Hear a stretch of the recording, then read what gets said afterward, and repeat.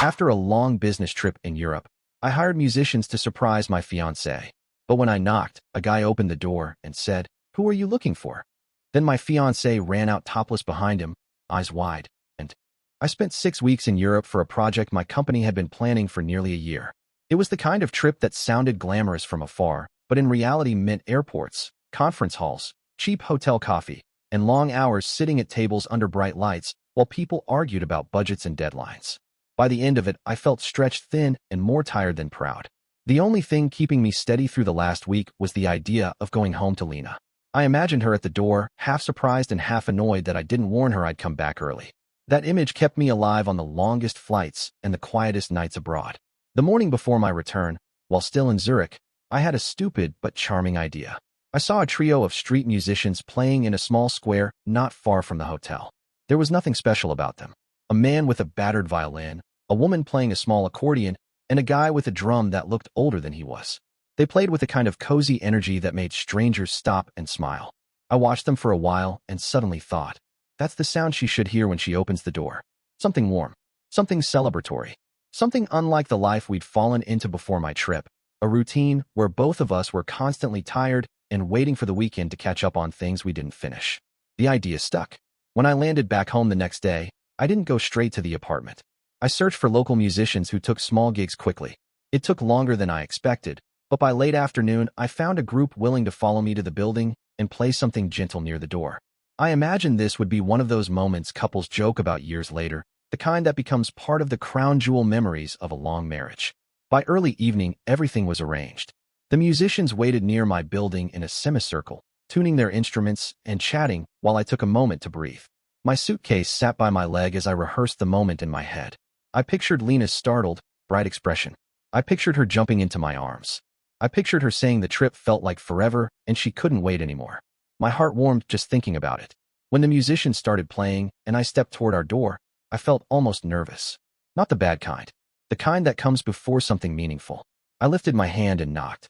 That moment, right before the door opened, is still perfectly clear in my mind. The music was soft behind me, slightly uneven because they were nervous too.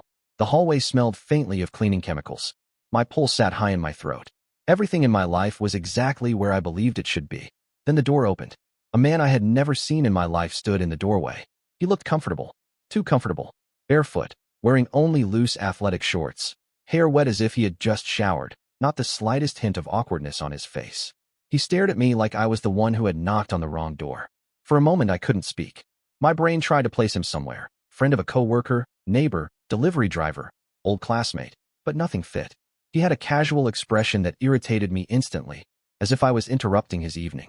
I managed to say hello, but even that came out strange and tense. He didn't return the greeting.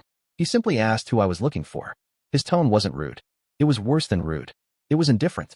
Behind me the musicians kept playing, because that's what musicians do when they don't know they're witnessing the start of a disaster. A few neighbors opened their doors to see what the noise was about. Before I answered the man, a movement inside the apartment caught my attention. Something fast, something frantic. Then Lena appeared.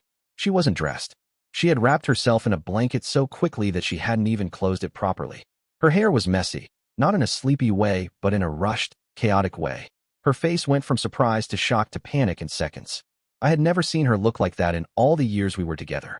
I tried to step inside on instinct, but she lifted her hand sharply, almost as if she wanted to keep me out. I froze. I didn't know what to think or what to feel. My mind tried to catch up with my eyes, but nothing made sense. I had left her in a quiet, scheduled life. I returned to something loud and disordered. The man in the doorway didn't move aside. He didn't look threatened or worried. He looked mildly irritated, as if he wanted me to hurry up and say something so he could get back to whatever he was doing. That expression burned through my confusion and ignited something sharp in my chest. The hallway kept filling with tiny sounds, the creak of a door opening, the shift of a neighbor stepping forward, the musicians hesitating mid-song as they realized the moment wasn't romantic anymore. I finally asked the man who he was. My voice came out too steady, like I was pretending to be calm for everyone watching. He didn't immediately answer. Instead, he turned his head slightly toward Lena, as if waiting for her to handle it. She was breathing fast, clutching the blanket with both hands, trying to form words she couldn't find. Her eyes darted between me and the man. The more she hesitated, the more the ground under me shifted. When she finally spoke, it wasn't an explanation. It wasn't even a greeting. It was something like a broken apology mixed with shock, and it confirmed what I already sensed even if I didn't want to admit it. That was the first crack. I stepped forward again, but the man moved subtly as though guarding the doorway. Not threatening, just obstructing in a way that told me he felt at home. That detail struck me like a punch. He felt ownership of the space, or at least familiarity. I asked him again who he was. This time he said he was a friend of Lena's. The word friend felt too small for the scene I was looking at, and he said it with a level of ease that almost made the hallway spin. The music finally stopped. One of the musicians whispered something to another. Someone down the hall gasped softly. It all felt unreal, like I had stepped into a scene in someone else's life and couldn't figure out the script. Then I heard movement inside the apartment again. Not behind Lena. Deeper. Someone else was there. A moment later, a woman stepped out, holding a purse and wearing a guilty expression that didn't require any interpretation. It was Lena's friend Rita. She looked between me, Lena, and the man, and her face tightened as if she wished she could evaporate. She muttered something to Lena and tried to slip past me without meeting my eyes. That was the second crack. The picture was forming fast, and it didn't look anything like the life I believed I had. I didn't yell. I didn't make a scene. My mind shut down long enough to keep me from exploding. I told Lena I would come back for my things later and stepped away from the door. The musicians stood awkwardly, unsure whether to pack up or apologize. I nodded to them and said they could leave. As they walked off, I saw something that tightened every muscle in my body. The man, this stranger, this friend, leaned over casually and typed the building's entry code into the keypad. He hadn't asked anyone for it. He didn't look for it. He knew it. That was the third crack. I walked out of the building with my suitcase, past the musicians, past the neighbors, past the streetlights that suddenly felt too bright for what I had just seen. My heartbeat was loud. My thoughts refused to line up. Everything I had imagined on the flight home dissolved into something jagged and foreign. That night, I didn't sleep. Not because I was overwhelmed or heartbroken, but because nothing made sense yet, and my mind wouldn't rest until I understood what exactly I had walked into. And no matter how I replayed that moment, one question kept rising above all the others. How long had this been going on? Because it clearly wasn't new. Not with his posture, not with her panic, and not with the way she looked at me, as if my arrival was the real disaster, not whatever had been happening behind that door. I spent the night at my friend Nico's place. He lived in a small studio above a bakery, and the smell of fresh bread drifting in at dawn didn't make anything better. He tried to talk to me, but I wasn't ready. I kept replaying the image of that man opening my door like it was his home, and the way Lena reacted, not with joy, not with shock that I was back early, but with the frantic expression of someone who'd been cornered. When morning came, I felt like I hadn't slept at all. The confusion from the night before settled into something heavier. Not rage, not fear, something like a thick fog of disbelief. I needed answers, and the only place to get them was our apartment. So I thanked Nico, grabbed my suitcase, and walked back. The building looked different in daylight, even though nothing had changed physically. It felt like an unfamiliar place, somewhere I had lived but no longer belonged to. The elevator ride up felt endless. When I reached the hallway, I hesitated before knocking. I didn't want another stranger opening my door. This time Lena answered. She wore a loose sweater, her hair tied back in a way that suggested she had been awake for hours. Her eyes were puffy, and she looked like she wasn't sure if she should be relieved or terrified to see me. She stepped aside, giving me space to enter. The moment I walked in, the smell hit me first. Alcohol, stale perfume, and the faint bite of cigarette smoke. The living room looked like something had swept through it overnight. On the couch were blankets in a twisted pile, an open bottle of wine on the floor, cans lined across the coffee table, and a chair turned sideways against the wall as though someone bumped into it and didn't bother to fix it. This wasn't the aftermath of two people hanging out. This was the aftermath of a long, messy night that none of them expected to be caught. I walked past her and set my bag down without speaking. She closed the door slowly, watching me as if the weight of the entire situation depended on her next move. She finally asked if we could talk. I told her we were already talking. She hesitated again, struggling to decide where to begin. I could see her building a story in her head, trying to make pieces fit into something that sounded reasonable. But before she could start, I noticed something on the table that froze me in place. Our wedding folder. Open. Pages scattered. Some missing. It was the binder where we kept everything. Receipts, booking confirmations, scribbled notes about the guest list, the venue layout, the catering schedule, the payment timeline. I picked it up and flipped through it. Several sections were empty where they shouldn't have been. I looked at her and asked when she last touched it. She said she didn't remember. Her answer rang hollow. I kept flipping pages, and she finally stepped closer, trying to take it from my hand. I didn't let go. Something in her eyes told me she feared what I might find more than anything I could ask her. I closed the binder and set it aside. I told her to start explaining from the beginning, and she said last night was a mistake, that she didn't plan anything, that I had no idea how stressful the past weeks had been without me. The moment she said that, something inside me tightened. Stress doesn't explain a half-dressed man in your hallway. Stress doesn't explain why your friend was sneaking out with a guilty expression. Stress doesn't explain why the entire apartment smelled like someone lived there comfortably for more than one night. Before I could reply, a sound came from the hallway leading to the kitchen. Footsteps. Heavy, familiar, not rushed. A second later, Oscar appeared.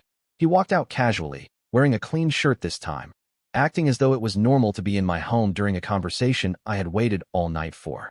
When he saw me, he didn't flinch. He only nodded slightly, then looked at Lena to gauge how she wanted him to behave.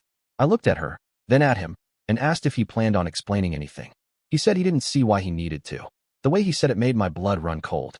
He wasn't defensive. He wasn't guilty. He was comfortable. That was worse than any confession. I asked him how long he had been staying here.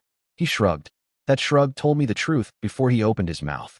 He said he spent a couple of nights because he and Lena had been talking through some things. He said it like he was helping her through emotional turmoil, a kind of support role he had apparently assigned himself in my absence. I turned to Lena and asked her directly, how long had this guy been staying here? She said it wasn't like that. Every part of her expression told me it was exactly like that. Before the conversation turned into something louder, my phone buzzed in my pocket. A message from Rita. I didn't want to read anything from her, but something compelled me to open it. She wrote that she needed to talk to me privately. She said last night spun out of control because Lena had been drinking heavily. She said she didn't plan for everything to collide the way it did. She asked me to call when I left the apartment. Her message didn't defend Lena. It didn't explain Oscar. It didn't make excuses. It only suggested that there was more to the story than what I had witnessed. I put my phone away, and Lena tried to reach out, placing her hand against my arm as if that simple gesture would glue the pieces back together. I stepped back. I asked her one question. Had she invited him over knowing I could come home that week? She said she didn't think I'd return early. She said she assumed I'd tell her. The words hit me harder than I expected. She assumed I wouldn't come home without warning. As if a surprise return was a violation. As if my spontaneity was the problem. I told them both I needed a moment and walked into the bedroom. It looked untouched, but something felt off. I scanned the room and noticed one of my drawers slightly open. Inside, some of my clothes were folded differently, and some were missing entirely. I checked the closet. A few of my shirts were gone. I walked back out and asked if someone had moved my things. Lena looked instantly nervous. Oscar didn't say anything, but his silence said plenty. I didn't ask more. I grabbed my suitcase and told Lena that I would pick up the rest later. She asked if I was leaving. That question echoed with the kind of irony only someone blind to their own actions could produce. Before I walked out, she said she wanted to talk later, when things calmed down. I didn't answer. I stepped outside the apartment and closed the door behind me. Halfway down the hallway, I realized something else. The keypad to the building's front door was changed a month ago. Only residents received the new code by email. I checked the system logs last week when the HOA asked for confirmation, which meant Oscar hadn't been coming in occasionally. He had been coming in like someone with full access. I left the building and walked several blocks until I found a quiet bench. I sat down and finally called Rita. She didn't wait for me to speak. She apologized instantly and started explaining everything at once. She said Lena had been struggling for weeks. She said she had doubts about the wedding.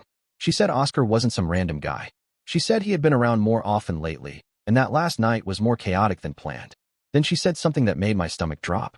She said she wanted to tell me something Lena wouldn't admit. I asked her what she meant. Rita paused, then said, Lena had canceled part of the wedding arrangements 2 weeks ago. Not yesterday. Not last night. 2 full weeks before I came home. When I asked why, Rita went quiet. And then she said the words that marked the moment everything turned from confusion to something deeper and far more unsettling. Lena didn't cancel because of pressure. She canceled because she thought the wedding might not happen. Not because of me, but because she had been thinking of leaving. That silence afterward felt heavier than the entire night before. The shock at the door, the man standing in my hallway, the musicians freezing mid-song, none of that compared to this. Because for the first time, I understood something I hadn't wanted to consider. This hadn't started the night I came home. I sat on that bench long after the call ended, staring at nothing in particular. The street around me moved like a different world. People passed by carrying groceries, talking on phones, walking dogs, living lives that weren't coming apart in slow motion. I watched cars glide through the intersection and felt the strange sensation of being outside my own body, as if the night before had been a bizarre movie and I was waiting for the credits to roll. But the credits didn't come. Rita's voice kept echoing in my head. She had been thinking of leaving. She canceled parts of the wedding weeks ago. I wanted to be angry, but I wasn't there yet. I was still stuck in disbelief, looping through the timeline in my head, trying to figure out when the version of my life I believed in had diverged from the version Lena had been living. Eventually, I stood up and decided to confront the situation the only productive way, step by step. The first stop was the wedding coordinator. I knew she kept records of every change, every note, every adjustment. If Lena canceled anything, there would be timestamps, emails, maybe even explanations. The office was only a 15-minute walk away. I didn't call ahead. I wanted to see the reaction on the coordinator's face when I told her why I was there. She recognized me immediately and looked confused that I was back so soon from Europe. I told her I needed to understand the status of the wedding preparations. She hesitated at first, probably unsure if she was allowed to show me anything without Lena present, but I explained that I was trying to fix a problem rather than cause trouble. She eventually sighed and opened her computer. She showed me the record of recent changes. 2 canceled payments. 1 postponed catering meeting. 1 request to pause all vendor confirmations until further notice. 3 of those had been submitted 2 weeks ago. 1 was submitted 9 days ago. I asked if she had spoken with Lena directly about these changes. She nodded. She said Lena told her she needed time because the relationship was under stress.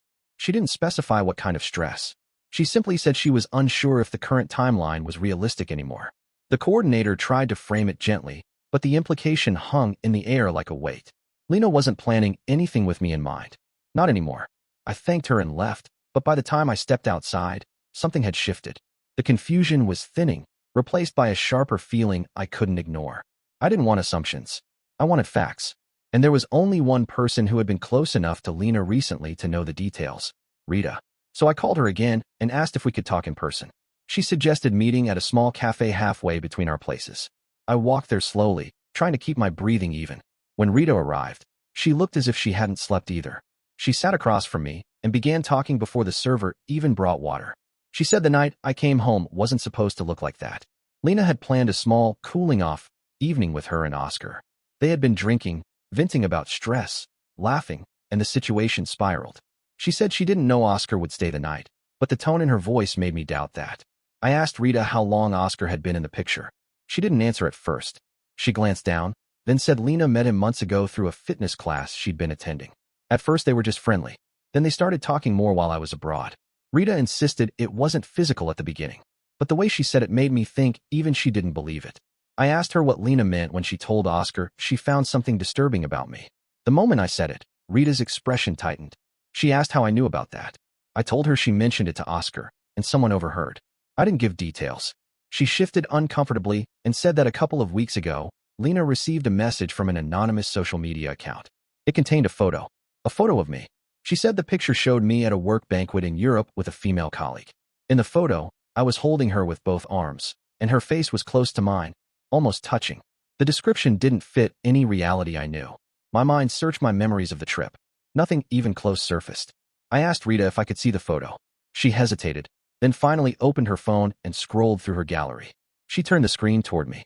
It was me, standing in a banquet hall, holding a woman named Sophia, a project manager from Lisbon who had nearly fallen backward off a step after someone bumped into her while carrying a tray of drinks.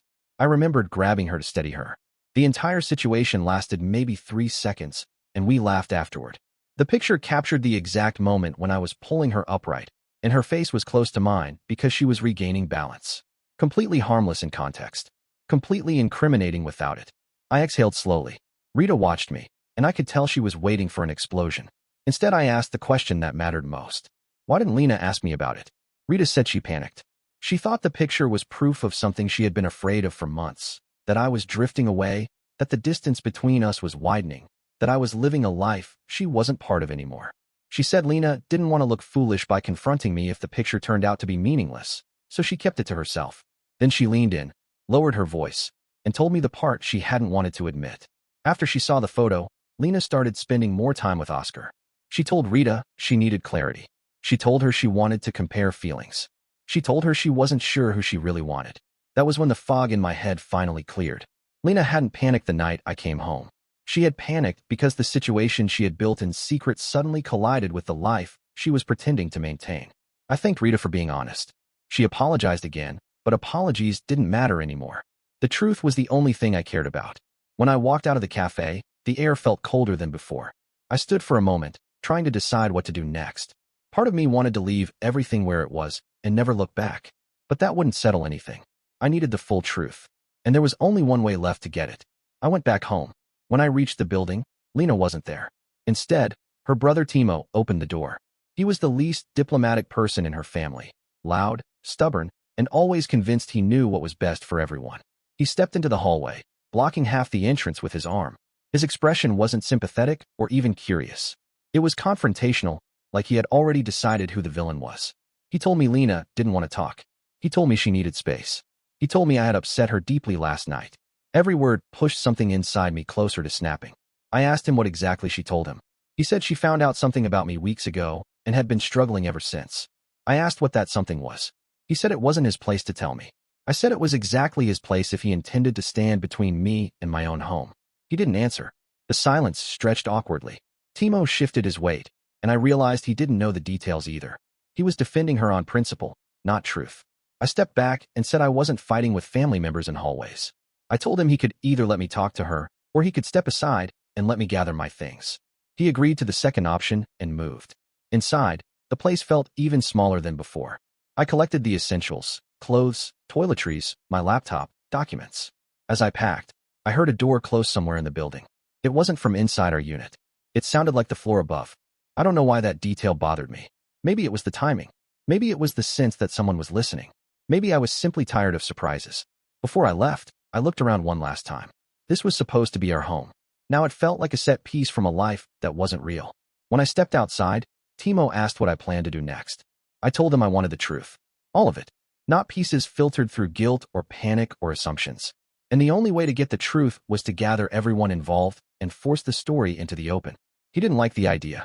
He said it would make everything worse. I said everything was already worse. Then I walked past him, down the hall, out the door, and into the cold evening air. The plan forming in my head was simple. No more fragments. No more indirect conversations. No more half explanations. I was going to bring Lena, Oscar, Rita, and Timo into the same room. And by the time that meeting ended, I would finally know what kind of life I had been living while I was thousands of miles away. I spent the next morning arranging the one thing that would finally force this situation into daylight: a meeting with everyone involved. No separate explanations. No half-truths. No shifting stories behind closed doors. I wanted all of them in one place so the pieces would fall exactly where they belonged. I texted Lena first. I told her she didn't have to explain anything alone. I told her I wanted to hear everything with the people who had been part of it. She hesitated at first. I could see the bubbles of typing appear and disappear several times before she finally agreed. I told her to bring Oscar. She didn't argue. Rita agreed immediately when I messaged her. She said it was about time. Timo responded with a simple, "I'll be there," which meant he was coming to defend his sister, but I didn't care. His presence would only help cut through any fantasy version of events. I chose a neutral place. Nico's apartment was too small. The cafe from yesterday was too public. So I asked to use the community lounge in my building. It was quiet, plain, with enough chairs to keep everyone from pacing around. I booked it for the afternoon. When the time came, I arrived a few minutes early. My hands weren't shaking. My thoughts were steady. I finally felt like I had stepped out of the fog. Whatever the truth was, I was ready to hear it. Lena arrived first. She walked in with the look of someone who had been carrying too many emotions for too long. She sat down without saying anything, folding her hands tightly in her lap. Oscar came with her, but sat on the opposite side of the room. His expression was unreadable, calm, composed, arms crossed. He didn't seem guilty. He didn't seem nervous. He looked like someone who had become more confident in her chaos than she had. Rita walked in third, avoiding everyone's eyes. She took a seat closer to me, but not too close, as if giving me room to breathe. Timo arrived last. He shut the door behind him with more force than necessary and leaned against it like he expected a fight to break out at any moment. I waited a moment before speaking. Then I said the only thing that could begin this. We're all here so the truth doesn't get twisted anymore. They all looked at me. Lena finally nodded. I asked her to start from the beginning. She exhaled deeply and began. It wasn't dramatic. It wasn't theatrical. It wasn't filled with excuses. It was just a quiet, strained admission of the truth she hadn't had the courage to tell me earlier. She said the wedding had stopped feeling right for her months ago. Not because of anything specific I did, but because she felt overwhelmed by the pace of everything. Work, planning, the idea of a life she wasn't sure she was ready for. She didn't know how to slow things down without hurting me, so she kept pretending everything was fine. Then she saw the photo. She said it arrived from a blank account with no profile picture. A single message. No explanation. Just the image of me holding my colleague with both arms. She stared at it for days. She didn't know how to bring it up. She felt embarrassed to even ask because she worried she would sound insecure or paranoid. She said the moment she received it, something shifted inside her. She started imagining the possibility that I had moved on emotionally while traveling. Instead of confronting me, she withdrew into herself. That was when Oscar stepped into her life. She admitted she had already known him from the fitness class, but they became closer only after the photo. He was someone who showed attention when she was vulnerable, someone who made her feel understood at a moment when she thought she had been replaced. She said she didn't plan anything romantic. She said it started with conversations, venting sessions, late-night texts. She said she needed reassurance from somewhere because she thought she had lost mine. At this point, Oscar shifted in his chair and finally spoke. He said he didn't take advantage of anything, that he and Lena had feelings grow naturally. He said they didn't intend to hurt me. He said everything just unfolded. I looked at him and asked whether he thought staying multiple nights in another man's home while that man was abroad was the natural route for those feelings. He didn't answer. Rita stepped in before the silence thickened. She admitted she had tried to warn Lena early on that she was handling the situation the wrong way. She said she told her to talk to me, to pause everything until I returned, to explain the photo to me directly. But Lena refused. She didn't want to risk feeling foolish if the picture was meaningless. I turned back to Lena. I asked about the wedding cancellations. She nodded slowly and said she panicked. She didn't want to walk into a marriage if she wasn't sure. But she also didn't want to hurt me by calling it off without sorting through her own confusion first.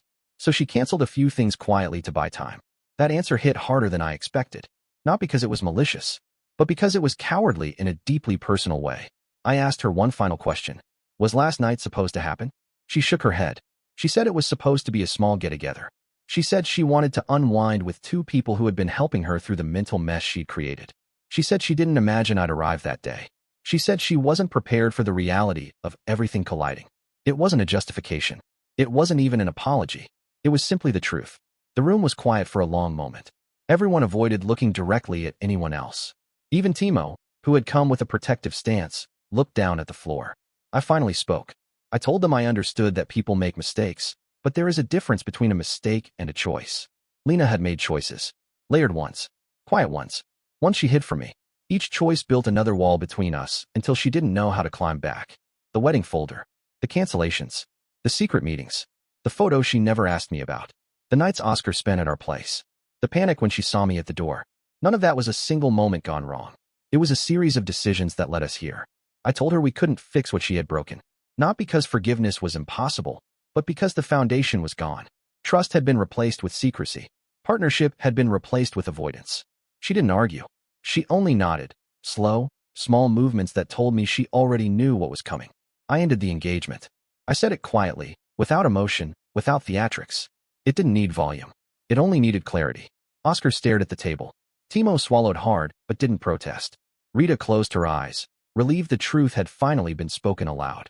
Lena sat perfectly still, hands trembling in her lap. The conversation that followed was practical. We discussed the apartment. We discussed the remaining payments. We discussed returning each other's belongings. We discussed the wedding vendors and who would cover the fees. I paid my portion long ago. She covered the cancellations. Fair was fair. Within an hour, the meeting was done. We all walked out together, but not as a group. Just as people who happened to exit the same room. Lena went with Timo. Oscar followed them at a distance. Rita walked away quietly, and I headed toward the back exit, needing air that wasn't shared with anyone in that room. The first real breath I took outside felt heavy and clean at the same time, like something had ended and something else had opened. I didn't look back. Over the next week, everything unraveled officially. Lena moved in with Timo temporarily. She paid every penalty tied to the canceled wedding. Oscar drifted out of her life almost immediately afterward. Rita told me he stopped responding to her within days. Rita apologized again through a long message and admitted she cut ties with Lena shortly after the meeting. The apartment returned to feeling like a place rather than a wound. I moved out 2 weeks later anyway. Fresh start, clean slate. 3 months later, I transferred to a different department at work, one with fewer trips, less late-night stress, and more structure. I built a new routine that didn't involve questioning every moment. 6 months later, Lena reached out with a long message asking to talk. She wrote that she understood things too late. She wrote that she was ashamed. She wrote that she hoped life treated me well. I didn't respond. Not out of spite. Just because nothing needed to be reopened. Some stories don't end with dramatic outcomes. They end with a closed door, a clear mind, and a future that finally belongs to you again.